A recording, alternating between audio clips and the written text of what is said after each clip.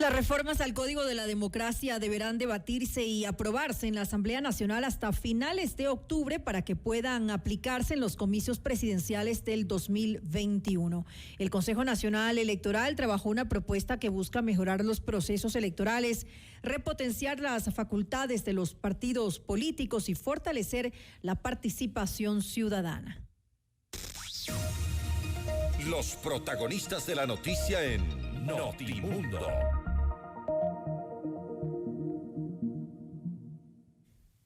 Así es, en Notimundo Estelar están los protagonistas de la noticia. Ahora mismo nos acompaña en nuestros estudios el ingeniero Enrique Pita, él es vicepresidente del Consejo Nacional Electoral. Ingeniero Pita, bienvenido a Notimundo, buenas noches. Buenas noches, gracias por la invitación. Gracias por su tiempo. ¿Han llevado adelante conversaciones con las autoridades de la Asamblea? Dicho sea de paso, en pocos minutos más estará en nuestros estudios el presidente César Litardo, con quien vamos a hablar de la agenda legislativa precisamente. Le consulto esto para saber qué garantía existe de que en efecto hasta finales de octubre la Asamblea logre tramitar este proyecto de reformas al Código de la Democracia y pueda quedar tiempo para el pronunciamiento del presidente de la República y frente a un eventual veto, tiempo también para que la Asamblea pueda allanarse o ratificarse en el mismo. Bien, en realidad este tema de las reformas al Código de la Democracia, a la ley electoral, es un asunto que yo lo veo muy cuesta arriba, por los tiempos. Adicionalmente, es una ley que requiere tener una revisión integral, es muy permeable, muy porosa. En su momento fue aprobada sobre la base de los intereses que posiblemente un sector mayoritario de la Asamblea tenía. Capaz que los vacíos tenían sus propias conveniencias en su momento. Sus lógicas. Y sus lógicas, obviamente, sus propias interpretaciones y los propios servicios que se podían dar de aquellos. Pero hoy por hoy es una ley que requeriría muchísima revisión de muchos aspectos. Lo perfecto es enemigo de lo bueno y eso no se va a poder lograr por el muy poco tiempo. Yo no creo que octubre, creo que noviembre es la fecha tope. Y pensar en 3 meses para que la Asamblea haga una revisión de todas las propuestas que se están haciendo, porque hay propuestas de diferentes grupos sociales, del mismo Consejo Nacional Electoral. Hay 2 propuestas. La una es la propuesta del grupo de mayoría y hay otra, la propuesta que fue elaborada bajo el liderazgo de Verde Soto, pero con participación de la vicepresidencia que yo presido. Por otro lado, los mismos asambleístas tienen inquietudes y organizaciones políticas. Por lo tanto, va a ser un tema muy, muy, muy complicado respecto al manejo de esto. El tiempo es muy corto. Pero hay cosas que van a tener que enfrentarlas. Y ahí también los intereses políticos pudieran complicar decisiones. ¿Qué es lo más importante de esta reforma a su juicio? Desde mi punto de vista, lo más importante es, por ejemplo, eliminar las circunscripciones territoriales estas en las que están divididas provincias, como el caso de Guaya, Quito, Manabí. Uh-huh. Y también la asignación de escaños que hoy día está bajo el tema del método de asignación de escaños por Hunt y pasar la otra que es un poco más justo en su distribución, que es Webster. La primera es concentradora y obviamente se ajustaba muchísimo también a esta división de las provincias en circunscripciones que beneficiaba a sectores políticos que en ese momento, cuando se aprobaron estas normas, beneficiaban a estos sectores políticos. Hoy, y lamentablemente puede darse el caso de que aquellos que se sienten cómodos con las normas que están vigentes, posiblemente puedan bloquear cualquier reforma. Es que ese es el problema. Si antes el método de Home como asignación de escaños le beneficiaba a Alianza País, ahora le puede beneficiar al Partido Social Cristiano y a la Revolución Ciudadana y a lo mejor a Creo. Es posible. Es posible y por lo tanto ¿Para qué cambiarlo, dirán, esas representaciones en la Asamblea? Sí, porque son intereses pequeños y mezquinos y equivocados, pero son las realidades que se dan y vemos que en la Asamblea no se ha podido reformar la ley que sanciona penas y tales, el nombre se me escapó en este momento, el Código de Salud y tal. No veo que en 3 meses podamos nosotros enfrentarlo, pero hay que lucharla. Ahora bien, usted me preguntó sobre qué otras reformas. Ajá. Esta es una. El tema del control de gasto electoral es fundamental. No podemos nosotros permitirnos el hecho de que podamos pasar por la experiencia aquella de todo el desorden que ha existido. Porque resulta que la información del gasto electoral la revisa el Consejo Nacional Electoral cuando ya concluye el proceso electoral, la campaña electoral.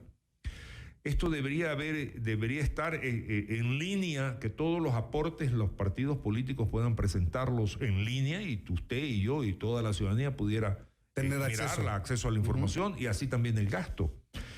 El tema de la elección por listas o entre listas es otro asunto que debería ser revisado para efecto de que sea un poco más justo posiblemente, no solamente la elección o la designación de quién en algún momento gana una elección, sino para que el fortalecimiento de las organizaciones políticas también se dé, porque este tema de mezclar los votos es una complicación. Pero entonces ahí sería mejor la aplicación del denominado método proporcional, que le permite llegar a una elección en función de la proporción de votos que recibe cada candidato. Yo también creo eso. Yo creo que cada voto es una persona y los más votados deberían de ser los elegidos. Cosa que no ocurre necesariamente. Pero en absoluto, así es. Hoy por hoy veo que entre las reformas que propone la presidenta de la Asamblea, ella se esmera mucho en fortalecer la participación de la mujer y dentro de esa reforma. La presidenta actual, estoy hablando de doña Diana. Ella habla de Pero es que dijo de la Asamblea, por eso me confundí. Perdón. Usted dice del Consejo. Era para ver si estaba atento. Siempre estoy atento. Ella habla de que para ciertas candidaturas, en una proporción, las mujeres deberían de presidir ya las listas. Yo creo que eso le hace un flaco favor a las mujeres, porque los puestos no se ganan porque se usen tacos y vestidos, o zapatos y pantalones, sino por esfuerzo, por capacidad, porque de alguna manera también se desvirtúan los méritos cuando se le dan este tipo de facilismo.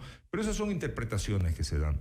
Lamentablemente hay muchas cosas por hacer y en el tema de las reformas a la ley electoral es un desafío gigante. Y ahí, permítame opinar algo, ojalá la sabiduría de los asambleístas y ojalá el presidente también en el periodo que se abra, cuando él pueda introducir, porque es un colegislador, ciertas reformas, que va a ser más fácil que él las pueda introducir, porque en la asamblea va a ser muy complicado porque se pongan de acuerdo todos los asambleístas, pudiéramos tener nosotros una buena ley. Internamente, ¿cómo marcha el Consejo Nacional Electoral? Esta división interna que existe no ha podido ser superada con el tiempo. Me refiero al grupo que hacen la presidenta, el consejero Cabrera, la consejera, se me va el nombre. Estela Cero, frente a usted, Enrique Pita, y al consejero, vaya, me contagió, ingeniero. Verde Soto. Mire, lamentablemente las circunstancias en las que trabajamos nosotros en el Consejo no han cambiado. Perdón. Hay un grupo de mayoría que de alguna manera administra la institución. Yo voy a hacer una afirmación que parece audaz, pero que primera vez que la digo. Hay una administración bicéfala, porque si bien es cierto, de acuerdo a la ley, la responsabilidad administrativa, financiera, económica y tal, es de la presidenta, vemos que en definitiva nada pasa o deja de pasar si no pasa a través de las decisiones que se toman en esta administración que yo llamo bicéfala, sino cómo se explica, por ejemplo, la acumulación de responsabilidades que tiene el consejero Cabrera respecto a la ninguna asignación de responsabilidades que tiene el consejero Verde Soto y a ninguna también que tiene el vicepresidente, que soy yo. Por ejemplo, en este momento, y me he enterado por redes sociales, no porque oficial y formalmente nosotros nos hayamos enterado, me entero por redes sociales de pronunciamientos de la presidenta respecto de que ya hay universidades o academias y que hay 11 universidades que están trabajando en un replanteo integral del sistema informático y que también ya las Naciones Unidas y que OEA estarían trabajando, apoyando la reinstitucionalización. Eso, del Consejo Nacional Electoral. ¿Sobre la base de qué términos de referencia? Y hoy hacía un pronunciamiento público respecto al tema de que ni siquiera hemos hecho una evaluación del último proceso electoral respecto a cómo nos fue, si la estructura administrativa funcionó eficientemente, si los problemas que existieron dentro de la plataforma informática respondieron eficientemente. El consejero Verdesoto y yo hicimos graves denuncias respecto a problemas que hubieron con la aplicación del sistema informático y nunca, en ningún momento, enfatizo en la expresión, nunca se nos ha pedido a nosotros una explicación, aunque sea para que no digan que estamos locos y que es una ridiculez lo que estamos diciendo. Pero ¿por qué estas posiciones que tienen ustedes frente a la mayoría de tres son irreconciliables aparentemente? Mire, si a mí me invita la presidenta a sentarme con ella y a explicarle qué es lo que yo estoy coñando, lo voy a hacer. Pero mucho me temo que no existe una voluntad de cambiar y de ceder espacios. Un cuerpo colegiado como un Consejo Nacional Electoral debe manejarse en colegiatura. Las decisiones se deben tomar sobre la base de consensos y sobre la base de que todos debemos estar de acuerdo que estamos buscando una sola cosa, una organización electoral, una estructura electoral que garantice a los ciudadanos que su voto va a ser respetado. En todo caso, el disenso tiene su espacio dentro de un cuerpo colegiado. Pero claro que sí. Lo que nos tememos los ecuatorianos y no queremos es que estas diferencias internas vayan a afectar a un eventual proceso electoral próximo. Desde mi punto de vista ya afectaron el proceso electoral anterior. Cuando hubo una cierta lotización del país y de responsabilidades por parte de un grupo de mayoría y ninguna asignación de responsabilidades a un grupo de minoría. Y los resultados son los que hemos cuestionado en un momento dado.